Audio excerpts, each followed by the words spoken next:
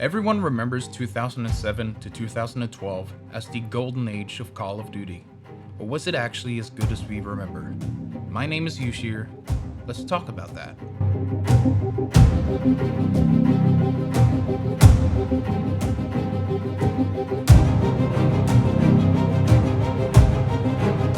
Call of Duty got its start in the early 2000s, but wouldn't find its success until 2007 with the release of Modern Warfare. 50,000 people used to live here. Now it's a ghost town.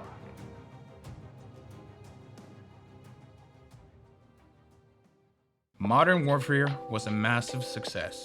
With over 19 million copies sold, the game introduced us to a new system that we all know and love to this day. Create a class, kill streaks, leveling, prestige, and so much more. Activision would then go on to create World at War, which introduced us to zombies.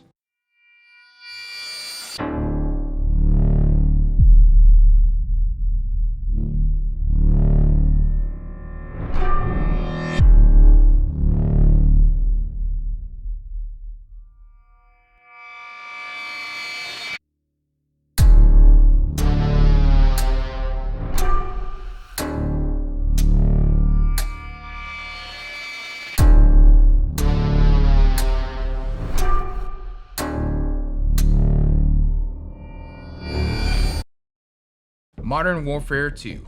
This game is where the ceiling blew off. More people were online gaming than ever before. YouTube, still in its early days, found a new surge of content from gaming. This new form of advertisement is what allowed Call of Duty to cement itself as an FPS staple. Even PewDiePie, who is one of the most subscribed to people in the world, got his start playing Black Ops 1. Well, hello there.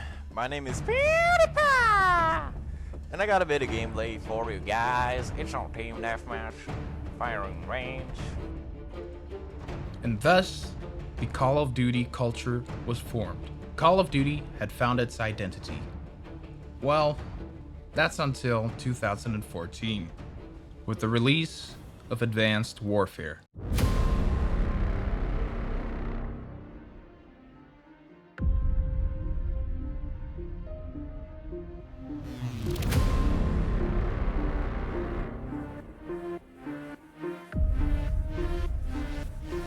Advanced Warfare saw a complete overhaul of the movement system, introducing exosuits, allowing you to jetpack and wall run.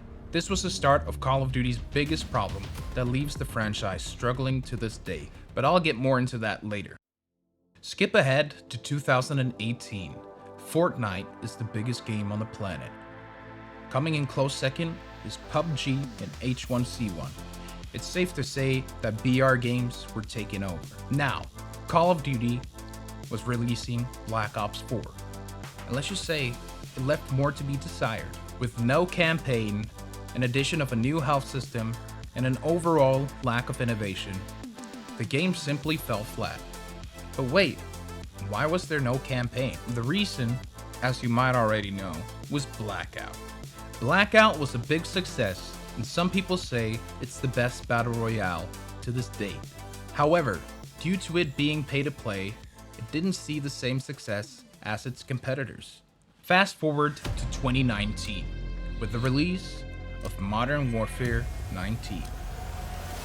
From the graphics, movement, and gripping campaign, COD 2019 was the best looking COD we've ever had. And following along was Warzone. In the midst of a global pandemic, locked up like prisoners without a thing to do, this game couldn't have dropped at a more perfect time. An intense battle royale shooter with Call of Duty mechanics was a match made in heaven, and it seemed like gaming could only go up from here. Or so we thought. Modern Warfare 2022. The game easily claimed to be the worst Call of Duty ever made. But is it actually? The game saw a steep decline in its player base, but it kept half of it. Those players were primarily the older Call of Duty players, the 30 to 40-year-old dads who were happy to see the change of pace go from cocaine rabbit to grandma with a walker. Finally, they could get off work, unclench their butt cheeks, because they knew They weren't gonna get bent over a desk for the second time that day. We all know video games need to evolve, and we all know the new generation yearns for something different than the old one. With shorter attention spans and different trends taking the spotlight, game studios need to evolve or die. Now, back to what I was saying about Advanced Warfare and how it's responsible for ruining Call of Duty, or rather, the community. Advanced Warfare was the game that opened up the possibility of changing the movement system, something that would split the entire fan base down the middle. And you know the old saying, if you try to satisfy everyone, you end up satisfying no one. In today's world, we all feel entitled to have a say in how a game is made and updated, and in my opinion, it leads to too many cooks in the kitchen. This is something you will quite evidently see in Call of Duty Vanguard and Call of Duty Black Ops 4. Now, you might have heard a lot of people say that Call of Duty players don't know what they want, which is not correct either. With every Call of Duty and Warzone integration, the complaints are the complete opposite of the last year's complaints. Why? Because half the player base liked that game and doesn't like the new one, and half the player base likes the new one, right? Because they got totally different movement systems. These are not the same people. Millions of people play Call of Duty, and they all have different preferences and different ideas of what the game should look like. If Call of Duty keeps listening to both sides, we are gonna keep getting messy games like Black Ops 4 and Vanguard. It's just gonna happen. I personally love Black Ops 6, and I think Treyarch has done the damn near impossible. They took pieces of what we loved about the older games and said, all right, you know what? We're gonna take this, we're gonna put it in the game. We're not gonna let that stop us from innovating, all right? They brought us Omni movement. They brought us the body shields, all right? New weapons, new maps. It's looking great. It's feeling great. Lots of content. I'm happy, all right? I've spent over 100 hours playing, and I've had so much fun. I love it. Now, is this the perfect game? No. But we're in the beginning. It's gonna see a lot of updates. It's gonna get better. I know it's gonna get better. We've seen a lot of updates so far, and we're only like not even a month in yet. Now, the most apparent issue with Black Ops 6 is SBMM and the anti-cheat. SBMM is perhaps the only thing I have a complaint about, and maybe the audio in Warzone. It's terrible, but the audio is not under Treyarch's control. Now, when it comes to anti-cheat and bug fixes, you'll very often hear, oh, you can add this to the store, but you can't fix this, or you can't stop the cheaters. And it's like, those are completely different departments, different people with different tasks, right? And the Ricochet team, you gotta remember, their task is actively working against them. They have thousands of cheat developers constantly trying to outwork them. All right, it's not an easy job. I get it. Like, we need to have some understanding. It's terrible though. It is terrible. Like, it shouldn't be that bad. You can have as much money as you could possibly fathom, but the fact of the matter is, the work still comes down to the few hundreds of people who work on the game. And adding more people, it's not gonna make the job go any quicker.